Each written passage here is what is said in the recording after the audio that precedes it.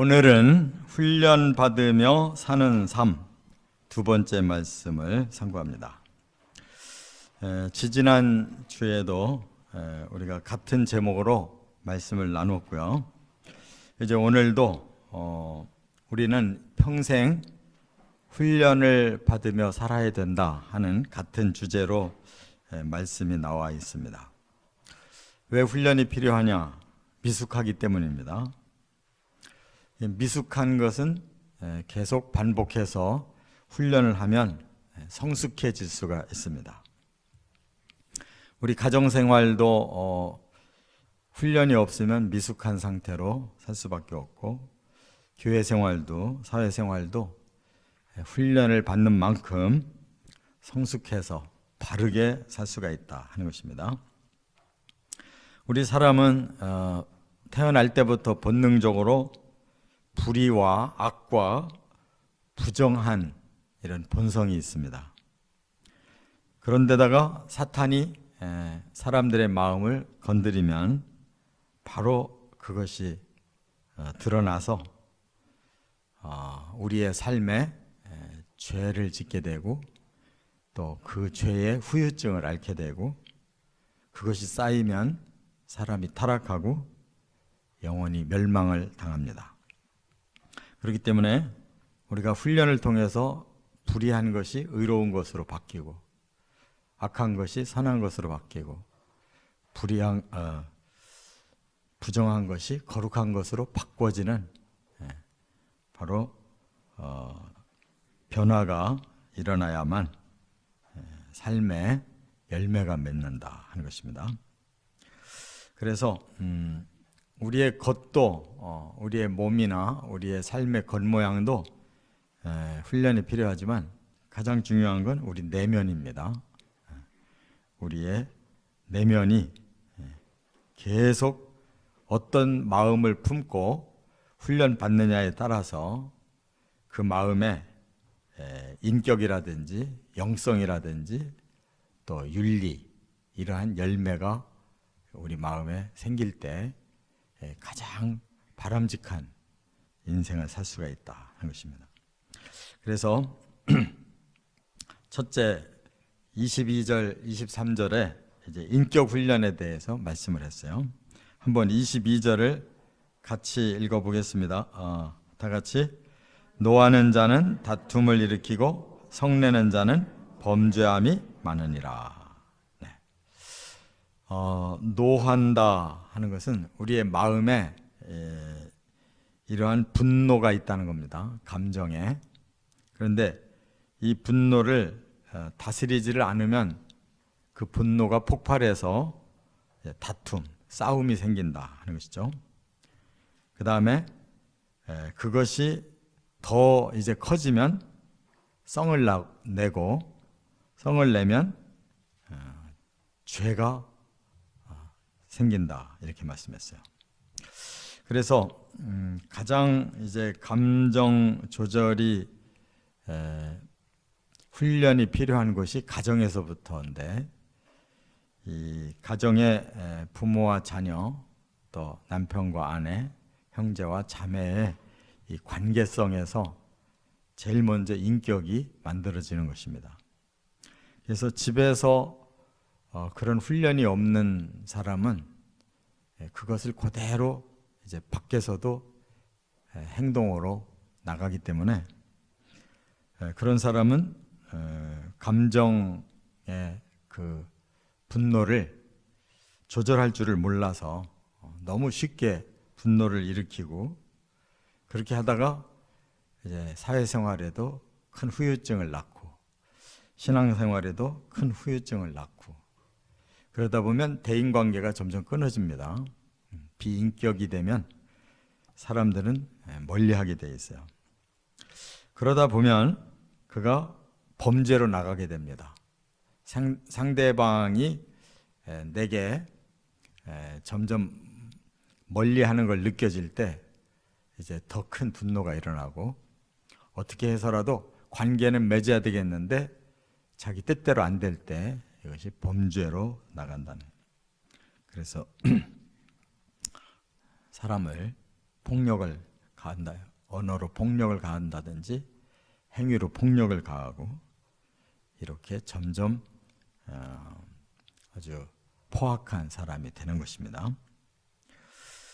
그래서 가정에서 부부관계나 또 형제 자매 관계가 인격적인 그런 관계가 돼야 되고, 직장 동료도 바로 인격의 관계가 맺어지고, 뭐 이웃 관계, 친척 관계, 뭐 교인의 관계, 이 모든 것이 가장 첫째가 인격으로 사람을 판단하고 인격으로 서로가 친밀해지는 것이기 때문에 이것이 제일 기본이 된다 하는 거예요.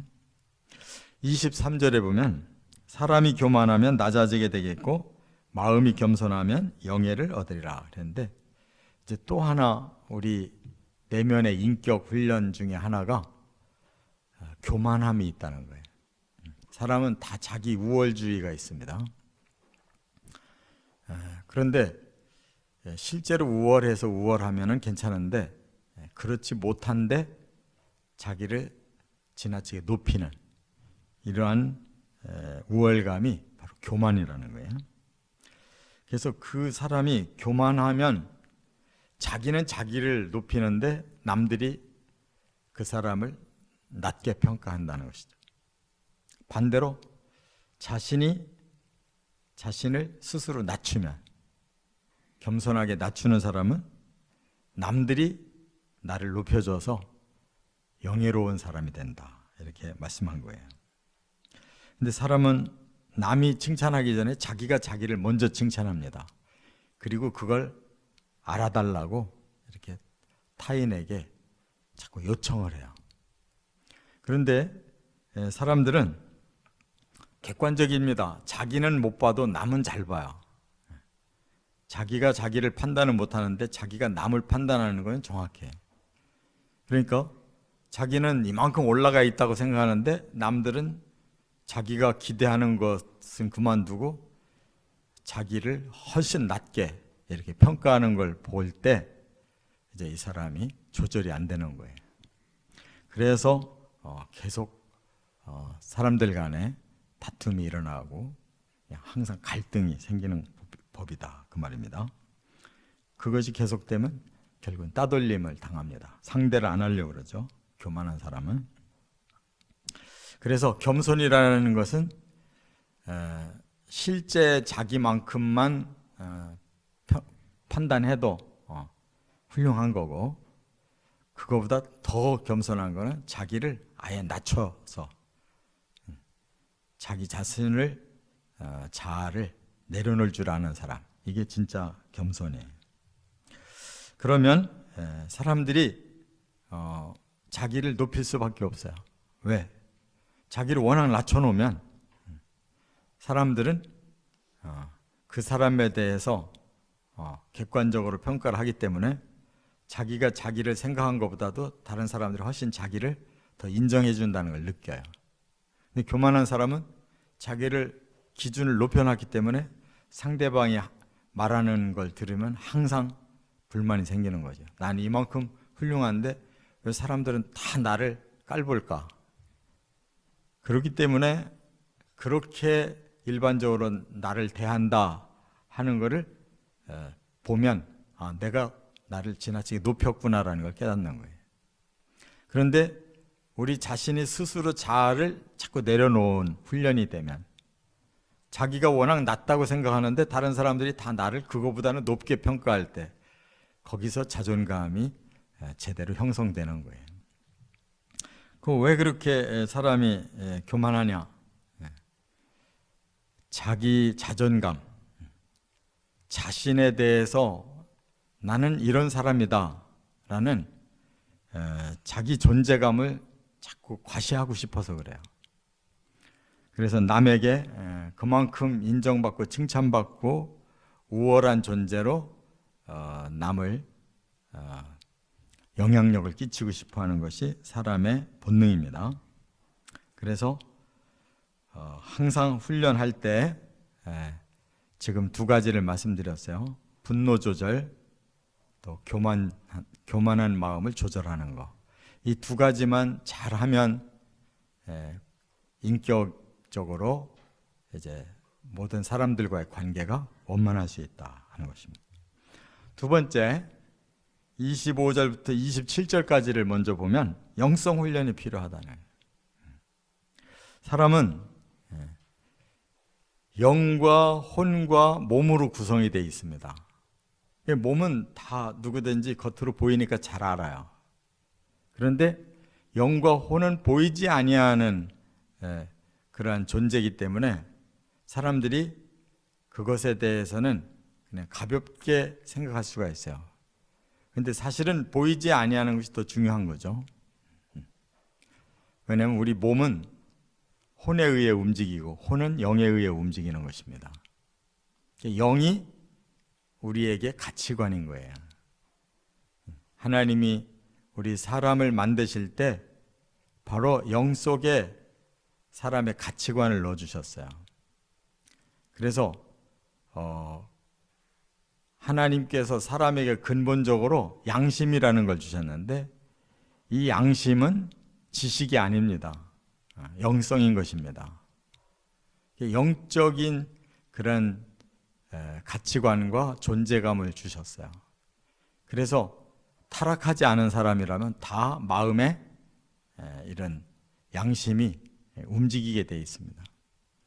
그래서 죄를 지면 마음에 두려움이 생기고 남에게 잘못한 일이 있으면 그만큼 자기가 또 벌을 받을 수도 있다는 그런 마음을 갖게 돼요. 그런데 이런 영성 훈련이 극대화되기 위해서 신앙 훈련을 하는 겁니다. 자기가 자기의 영을 컨트롤하기가 힘들어요. 그래서 우리가 하나님을 경외하는 이 신앙생활을 통해서 그 하나님의 기준인 진리, 또 하나님의 영인 성령이 우리를 움직여 주셔야 영성이 바르게 설 수 있다 그 말이에요. 그런데 이 영성을 자꾸 무시하고 우리의 지성으로만 자꾸 살으려고 하는 사람은 어떤 실수를 하게 되느냐, 자기의 생각으로 뭐든지 이루려고 하다 보니까 만약 자기가 뭐가 득이 되겠다 싶은 사람에게는 굉장히 정성을 기울여요. 자기의 지식으로 다른 사람에게 득이 될 사람에게는 굉장히 신경을 써요. 근데 우리의 영이 살아있는 사람은 하나님께 신경을 쓰게 돼 있어요.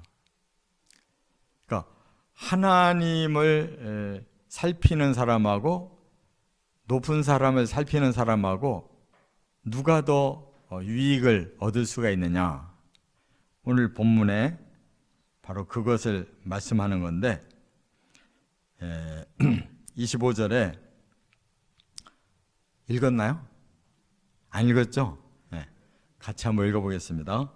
사람을 두려워하면 올무에 걸리게 되거니와 여호와를 의지하는 자는 안전하리라. 네.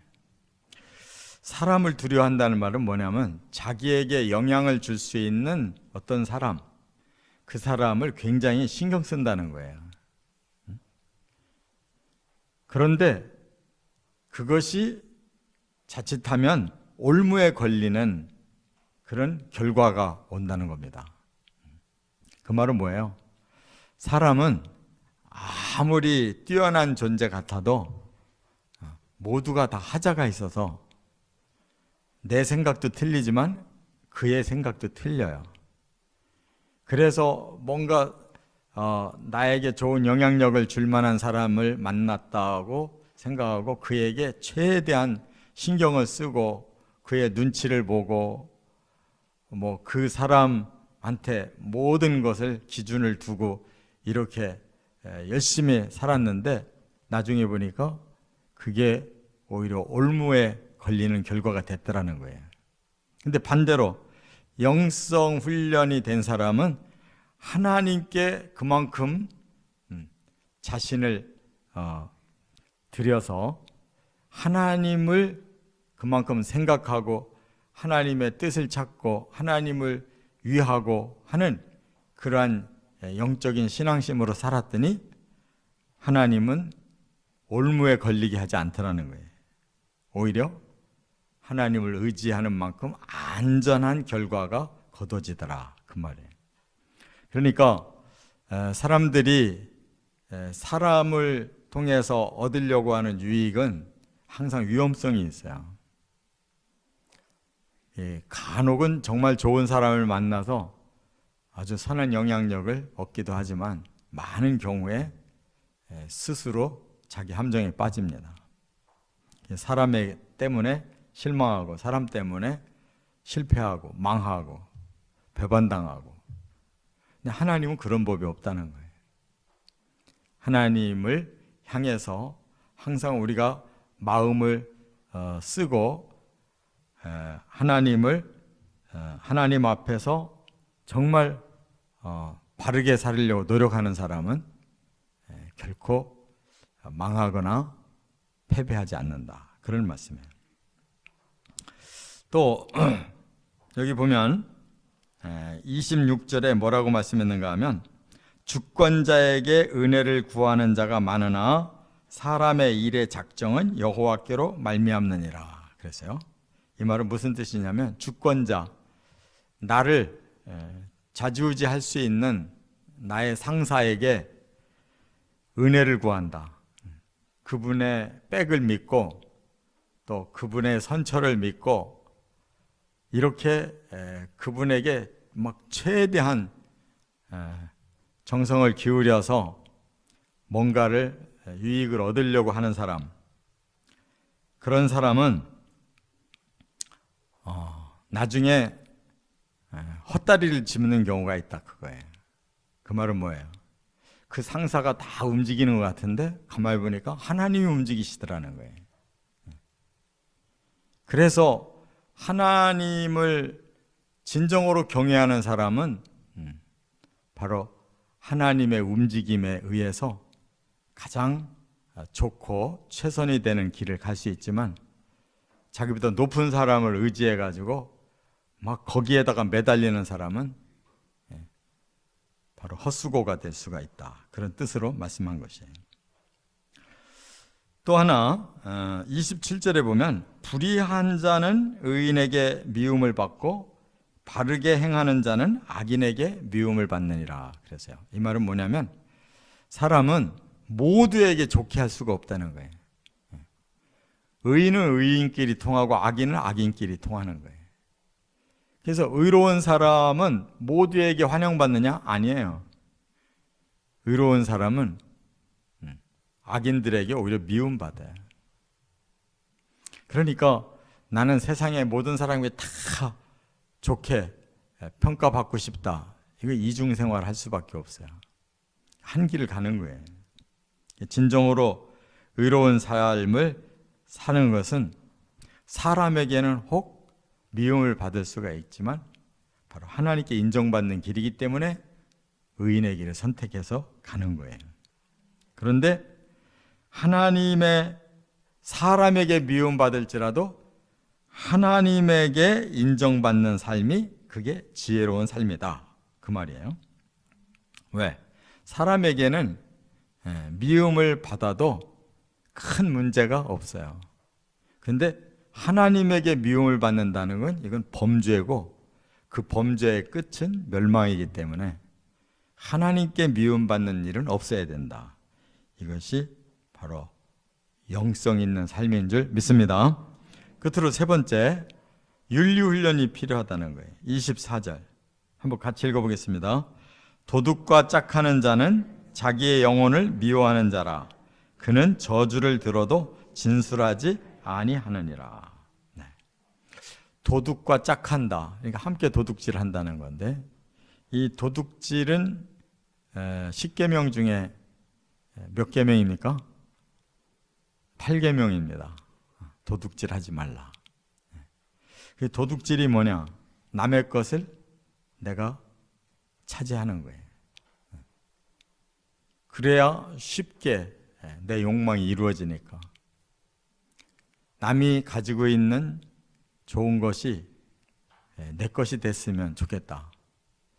그러면 내가 열심히 노력해서 그것을 얻어야 되는데 남의 것을 그냥 슬쩍 해서 내 것으로 만들면 그게 쉽게 이루어지니까 사람들이 도둑질하는 거예요.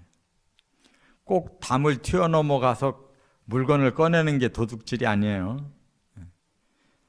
사람들이 살아가면서 얼마나 도둑질이 많은지 몰라요.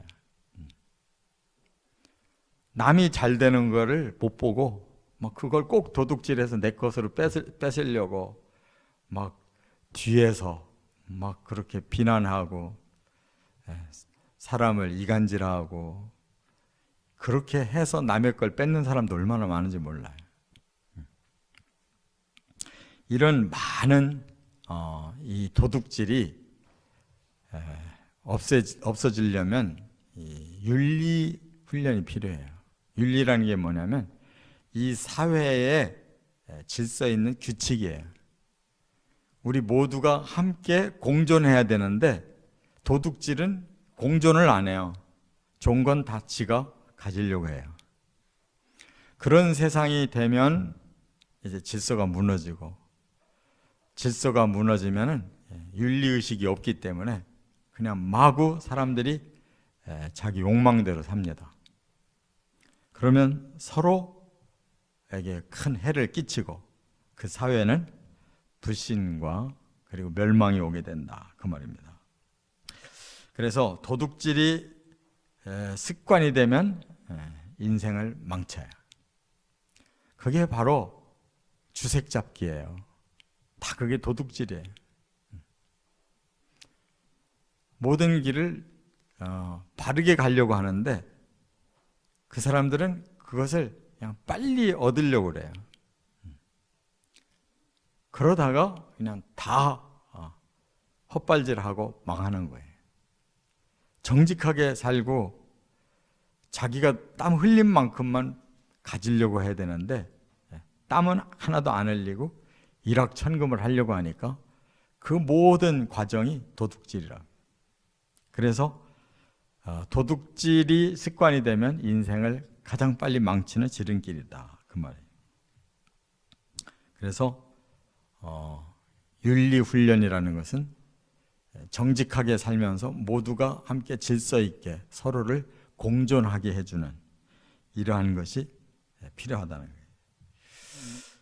남의 돈도, 남의 명예도, 남의 권세도, 남의 물건도 내 것이 아닐 때에는 우리는 욕심을 끊어야 돼요.